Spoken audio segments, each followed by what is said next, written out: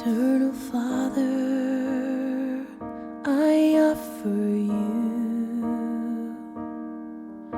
the body and the blood, soul and divinity of your dearly beloved Son, our Lord Jesus Christ, in atonement for our sin. Un cordial saludo para todos los que nos están viendo a través de este video. Soy el Padre Santiago, misionero salvatoriano. Los saludo desde México. En este pequeño mensaje dirigido a todos mis hermanos, hermanas en la fe, mis hermanos sacerdotes, religiosos, religiosas, quiero invitarlos a todos ustedes a confiar en la infinita misericordia de Dios y promover también este culto de la Divina Misericordia. Nos acercamos a la fiesta dedicada precisamente a la Divina Misericordia que celebraremos una semana después de Pascua, de la resurrección de nuestro Señor Jesús. Y Jesús quiere para que nosotros, yo, tú, todos nosotros seamos los apóstoles de la Buena Nueva, pero también de esta Buena Nueva porque precisamente habla sobre el poder de la Divina Misericordia. Jesús ha dado a Santa Sor Faustina, su secretaria, un mensaje especial que ella escribió en este libro llamado Diario Espiritual. El mensaje central es invitar a todos nosotros, convencer a todos nosotros sobre el poder y la fuerza de la misericordia de Dios, que es capaz de acabar con odio, con rencores, con discordias, es capaz de acabar con los conflictos, incluso con las guerras. Si nosotros con fe pedimos a Dios y repetimos así como lo hacemos en la coronilla de la Divina Misericordia: Jesús, en ti confío. Mi tarea, nuestra tarea, es conocer más esta fuerza que Jesús derrama sobre nosotros y que en la manera más plena se celebra el día de la fiesta de la misericordia. Yo los invito a conocer Diario Espiritual de Santa Sor Faustina, la imagen, también su simbólica de esta imagen, colores, también mensaje central, porque nos habla sobre la fuerza de los sacramentos, sobre todo el sacramento de la penitencia y sacramento de la Eucaristía. Los invito también a conocer el significado muy profundo de la fiesta de la Divina Misericordia, relacionada con la Pascua del Señor, con la resurrección de Jesús. Y al final, rezar, conocer y rezar la coronilla a la Divina Misericordia. Un arma muy poderosa para pedir por nuestra propia conversión, por nuestro cambio personal, pero también por la conversión de nuestros amigos, familiares, por la conversión de todo el mundo. Que Dios los bendiga. Father, I offer you. Frères et sœurs, bonjour. Je suis l'abbé Alexandre du diocèse de Montréal au Canada. Alors ce message s'adresse à tous mes confrères prêtres du monde entier. En tant que ministre de la tendresse, en tant que canaux de la miséricorde, nous avons ce devoir de répandre ce message d'amour et de miséricorde à toutes les âmes. Le Seigneur a promis aux prêtres qui proclament sa miséricorde la grâce de toucher les cœurs, et même les cœurs les plus endurcis. Il nous promet de donner une force extraordinaire de toucher ces cœurs. Vous imaginez? Alors c'est aussi le temps favorable, c'est le temps béni. Le Seigneur a promis beaucoup de grâce aux âmes. Alors, nous avons ce devoir, oui, d'annoncer par toute notre vie le message d'amour, de bonté, de miséricorde. Le Seigneur a promis aussi la paix. L'humanité ne trouvera pas la paix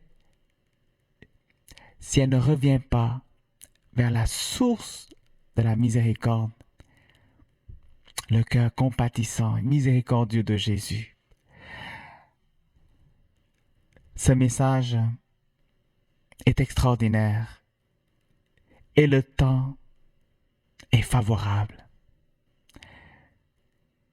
Mes frères, donnons du temps. Investissons effort, énergie. Tous les talents que Dieu nous donne, mettons-les au service pour que l'amour de Dieu soit répandu dans les cœurs par l'action de l'Esprit Saint, mais pour que tant d'âmes qui ne connaissent pas encore la miséricorde puissent être sauvées aussi. Alors, le Seigneur a besoin de nous. Nous sommes les mains et les pieds de Jésus miséricordieux. Que le Seigneur vous bénisse et qu'il vous garde tous. Merci.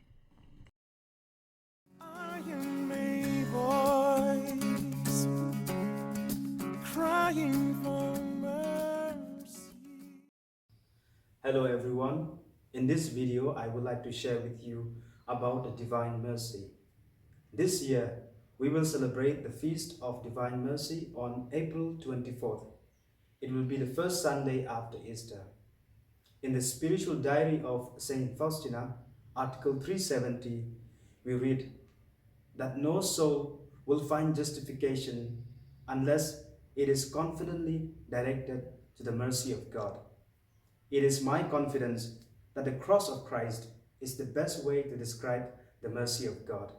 Christ is the model of mercy. Christ is the great heart of mercy. When Jesus was suffering shamefully on the cross for our sins, he prayed to the Father, "Father, forgive them, for they do not know what they do." In the chaplet of the Divine Mercy, which Jesus himself gave to Saint Faustina, we pray that God, through the passion of Christ, may forgive us our sins and the sins of the entire world. The chaplet of the Divine Mercy is the mean to reach out to the God of mercy and to enjoy from his fountain of mercy. God is by nature merciful, and he cannot be against himself by being unmerciful. If we understand this reality, we can take advantage of his mercy and the graces we can receive from it. But we must remember that when we receive, we must also give. If God at any time in your life has shown you mercy, you must also do the same. As Christians, we pray, "Father, forgive us our sins, and forgive as we forgive those who trespass against us. I have sinned against God. I have sinned against other people in my life, and for that I need mercy." Now it is your turn to ask yourself if you also need mercy from God. Hi, I am Father Robert Marwain. I belong to the Salvatorians. God bless you. Mercy. I am a voice crying for mercy. Bonjour, chers amis. Je me présente, je suis un prêtre du diocèse de Montréal, au Canada, et j'aimerais vous parler de la divine miséricorde qui nous est donnée par l'Église et surtout favorisée par le pape Saint Jean-Paul II. C'est que il y avait déjà la spiritualité du Sacré-Cœur de Jésus. Au XVIIe siècle, Sainte Marguerite Marie Alacoque a envahi le monde avec cette dévotion. Les fidèles ont été contents de se confier au cœur sacré de Jésus. Et maintenant, au XXe siècle, Sainte Faustine Kowalska nous apporte la dévotion à la divine miséricorde. Alors, c'est comme un mouvement du cœur. Le Sacré-Cœur reçoit les prières et la divine miséricorde nous les rend. Si on regarde ce tableau, qui apporte d'ailleurs beaucoup de grâce par lui-même, on voit les deux rayons qui sortent du cœur de Jésus. Le rayon blanc, on pourrait croire que c'est le symbole de l'eau qui purifie, qui lave, particulièrement dans le sacrement de la confession. Et de l'autre côté, le rayon rouge qui représente le sang de Jésus, donc sa vie qui nous est communiquée. Donc on se purifie et on reçoit la vie du Seigneur. Cela, je dois dire, correspond à la sensibilité des fidèles d'aujourd'hui. C'est pourquoi cette dévotion se répand beaucoup. Dans ma paroisse, je veux profiter du dimanche de la miséricorde, l'octave de Pâques, pour faire le grand pardon. À 3 heures, nous nous réunirons, nous aurons le Saint-Sacrement exposé, les litanies de la Divine Miséricorde, le chapelet de la miséricorde, quelques chants, des confessions, plusieurs confesseurs, et bien sûr, on aura ensuite la messe pour la Divine Miséricorde. Mais tout cela pour faire réaliser aux enfants que c'est le bon moment de faire leur premier pardon et aux autres enfants de se préparer au sacrement, toujours par le pardon, mais qui vient de la Divine Miséricorde. Donc, je vous invite à recevoir et accueillir cette spiritualité qui nous est donnée par le Seigneur pour notre temps. Alors voilà, je suis heureux de partager mon amour pour la Divine Miséricorde et j'espère que ça se développera aussi dans vos paroisses. I am a voice crying for mercy. Bonjour, mon nom c'est Zdzisław Prusaczyk. Je viens de Pologne, je suis prêtre palotin. Et depuis longues années, j'ai travaillé au Rwanda, un beau pays de 1000 collines. Et là où j'ai travaillé pendant plusieurs années aussi au sanctuaire de la miséricorde divine. Là où, comme quelqu'un qui vient de Pologne, donc déçoit à travers aussi la connaissance de Sœur Faustine, Jean-Paul II, aussi les messages de Sœur Faustine, et j'étais touché par cette profondeur du message.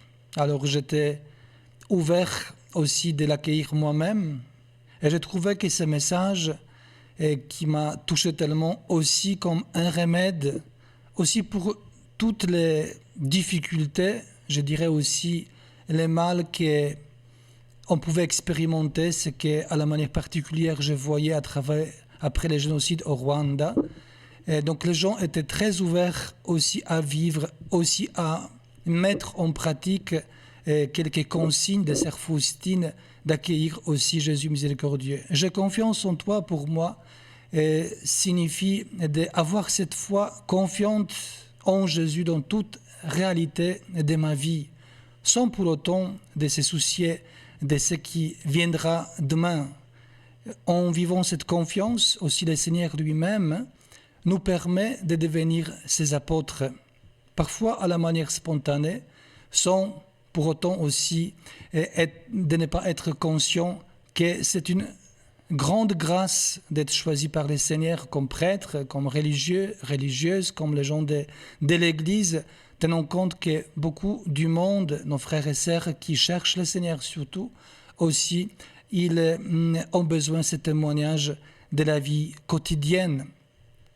Pour moi, comme prêtre aussi dans la confession, je vois que c'est une manière vraiment par excellence que je peux moi-même être touché par la miséricorde, mais aussi je peux aussi transmettre l'amour du Christ, donner cette main tendue vers celui qui est dans le besoin. Donc je nous encourage tous exactement à être dans ces mains de Jésus miséricordieux, dans les mains de Dieu miséricordieux, alors que votre apostolat, à la suite du Christ, à la suite aussi de ces messagers, grands messagers de la miséricorde qui est le Sœur Faustine et Jean-Paul II, que le Seigneur vous bénisse, qui vous accompagne dans toutes les dimensions de ces différentes démarches aussi pour proclamer l'amour du Christ. Que Dieu vous bénisse. Merci.